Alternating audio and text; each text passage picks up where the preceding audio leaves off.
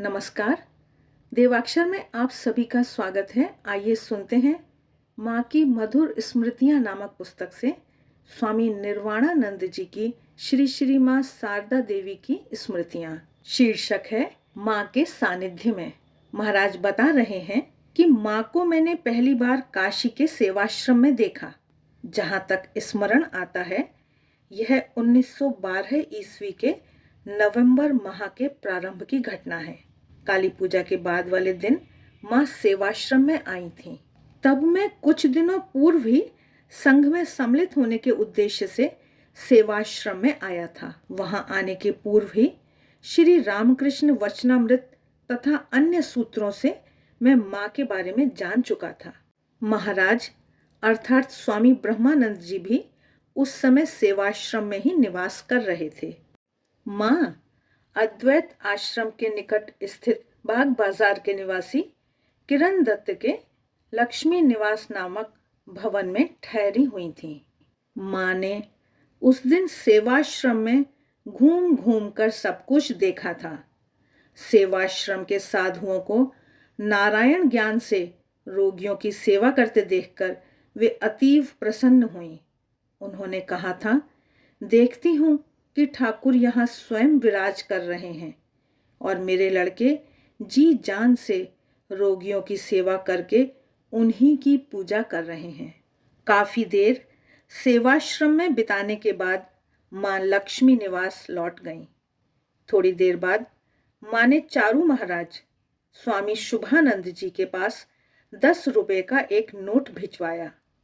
चारू महाराज काशी सेवाश्रम के संस्थापकों में से एक थे। वैसे तब तक वे सन्यासी नहीं हुए थे। उनका नाम था चारूचंद्र दास और उन दिनों उन्हें चारू बाबू कहा जाता था। रुपए लाने वाले व्यक्ति ने बताया, माँ सेवाश्रम का कार्य देखकर परम संतुष्ट हुई हैं, इसीलिए वे रुपए भेजे हैं।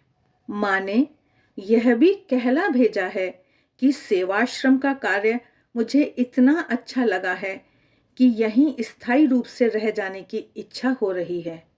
यह बात सुनकर महाराज यानी स्वामी ब्रह्मानंद, महापुरुष महाराज अर्थात स्वामी शिवानंद, हरि महाराज यानी स्वामी तुरायानंद, केदार बाबा अर्थात स्वामी अचलानंद और चारू महाराज आदि के आनंद की सीमा न रही। मास्टर महाशय अर्थात श्री माँ भी उन दिनों काशी में ही थे। सेवाश्रम का कार्य उन्हें जचता नहीं था। उनकी धारणा थी कि रोगियों की सेवा, अस्पताल चलाना आदि साधुओं के उपयुक्त कार्य नहीं है।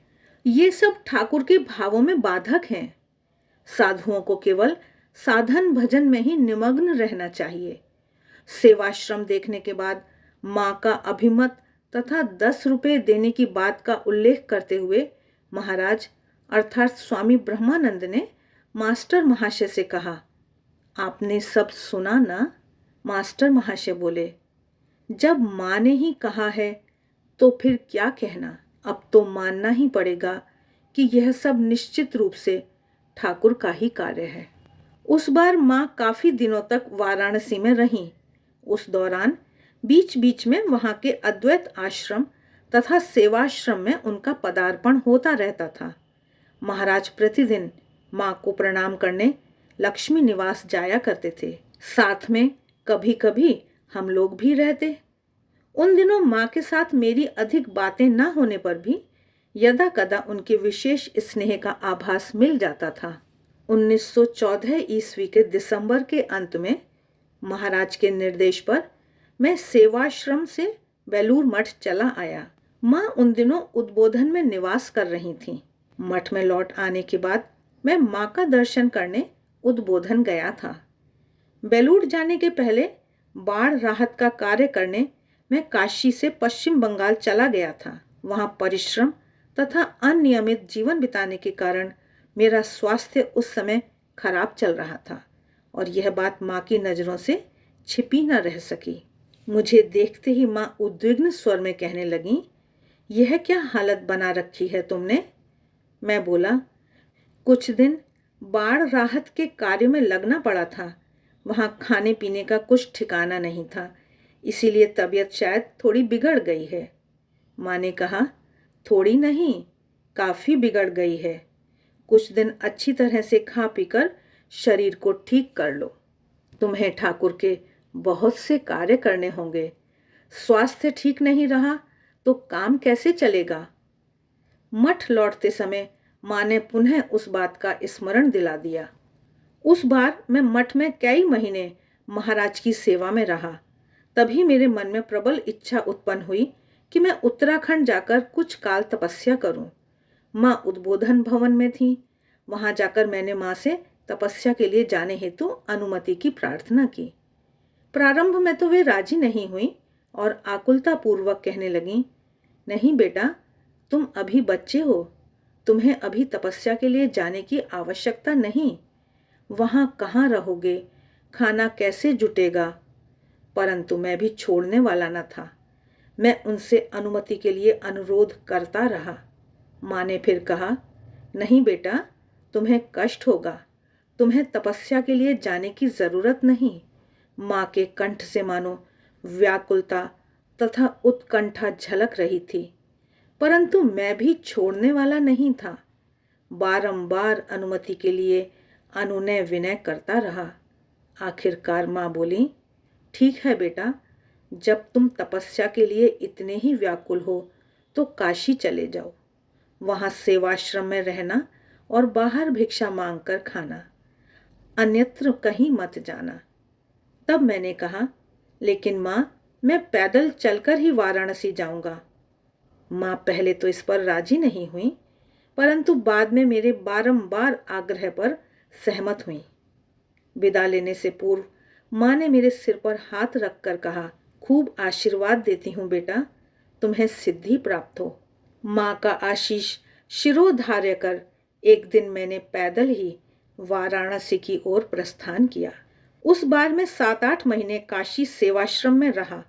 तदुपरांत वहां से मठ लौटकर मैं एक बार फिर महाराज की सेवा में नियुक्त हुआ। महाराज को बलराम मंदिर में रहना बड़ा प्रिय था। वे प्राय ही बेलूर मठ से बलराम मंदिर चले जाते। महाराज के साथ वहां रहने का सुयोग मिलने पर मैं वहां से उद्बोधन जाता रहता। इसीलिए उन दिनों मुझे प्रायः प्रतिदिन ही माँ के दर्शन तथा प्रणाम करने का सौभाग्य मिल जाता। उनके साथ बातचीत भी होती। माँ के गले का स्वर बड़ा ही मधुर था। दूसरों के सामने उनका मुख सामान्यतः लंबे घूंघट से ढका रहता, परंतु जहां तक मुझे याद है, मैंने माँ को कभी भी वैसे नहीं देखा। मैंने जब भी माँ का दर्शन किया है, माँ का श्रीमुख देखने को मिला है। माँ की अंतिम बीमारी के समय महाराज भुवनेश्वर में थे। मैं भी वहीं उनकी सेवा में था। माँ की महासमाधि के दिन मंगलवार 21 जुलाई 1920 ईस्वी को रात के करीब 1:30 बजे जब मैंने महाराज के कमरे में प्रवेश किया तो देखा कि वे एक ऊनी चद्दर से शरीर ढककर आराम कुर्सी पर बैठे हुए हैं। उनकी मुख मुद्रा बड़ी गंभीर थी। मुझे देखकर महाराज बोले, सुज्जू, इस समय रात कितनी हुई है? न जाने क्यों माँ के लिए मन कैसा कैसा हो रहा है। कौन जाने वे कैसी हैं? मैंने पूछा, सोएंगे नहीं? महाराज ने कोई उत्तर नहीं दिया। महाराज के मुख पर वह गंभीर भाव देखकर और माँ के लिए उनके चिंतित होने की बात जानकर मैंने उनके मन को थोड़ा हल्का करने हेतु कहा, महाराज, हुक्का सजा कर ले आऊं? महाराज निरुत्तर उसी प्रकार बैठे रहे। उनका वह भाव देखकर मुझे उनसे और कुछ पूछने का साहस नहीं हुआ। धीरे धीरे मैं उनके कमरे से बाहर निकल आया। अगले दिन सुबह महाराज थोड़े अस्थिर प्रतीत हुए। बाकी दिन सुबह वे थोड़ा बहुत टहलने के लिए निकला करते थे, परंतु उस दिन नहीं गए। सामने के बरामदे में चहलकदमी करते रहे। उसी दिन डाकिया एक टेलीग्राम ले आया। शरत महाराज अर्थात स्वामी शारदानंद का तार था। पिछली रात 1:30 बजे माँ ने उद्बोधन में देह त्याग कर दिया। मुझे उनका पिछली रात का वह कथन याद हो आया। माँ के लिए मन कैसा कैसा हो रहा है। समाचार पाते ही महाराज का मुखमंडल एक अज्ञात वेदना से परिपूर्ण हो उठा। वे लेट गए। थोड़ी देर बाद वे फिर उठकर बैठे। वे बोले, मैं हविष्यान करूंगा। माँ के शिष्यगण 3 दिनों तक हविष्यान खाएंगे और पादुका का उपयोग नहीं करेंगे। 3 दिनों तक उन्होंने किसी के साथ बातचीत नहीं की। 12 दिनों तक उन्होंने हविष्यान भोजन किया और पादुका का उपयोग नहीं किया। एक दिन वे बोले, इतने दिनों तक पहाड़ की छाया में था। सुना है कि माँ के शरीर का दाह हो जाने के बाद महापुरुष महाराज ने वहां उपस्थित साधु भक्तों से कहा था, सती के शरीर के एक एक अंग को लेकर पूरे देश में 51 शक्ति पीठों की स्थापना हुई है। उन्हीं सती की पूरी देह आज बेलूर मठ की मिट्टी में मिल गई। इसी से समझ लो कि बेलूर मठ कितना महान तीर्थ है। बेलूर मठ में गंगा जी के किनारे जो 3 मंदिर हैं, उनमें से अन्य मंदिरों से अलग केवल माँ का मंदिर ही गंगा की ओर मुख किए हुए है। माँ को गंगा के प्रति विशेष लगाव था। गंगा स्नान, गंगा दर्शन तथा गंगा जी के तट पर रहना माँ को बड़ा प्रिय था। इसीलिए माँ के मंदिर का मुख गंगा की ओर किया गया है। मानो माँ सर्वदा गंगा दर्शन कर रही हूँ। महाराज अर्थात स्वामी ब्रह्मानंद जी कहा करते थे, माँ को पहचानना बड़ा कठिन है।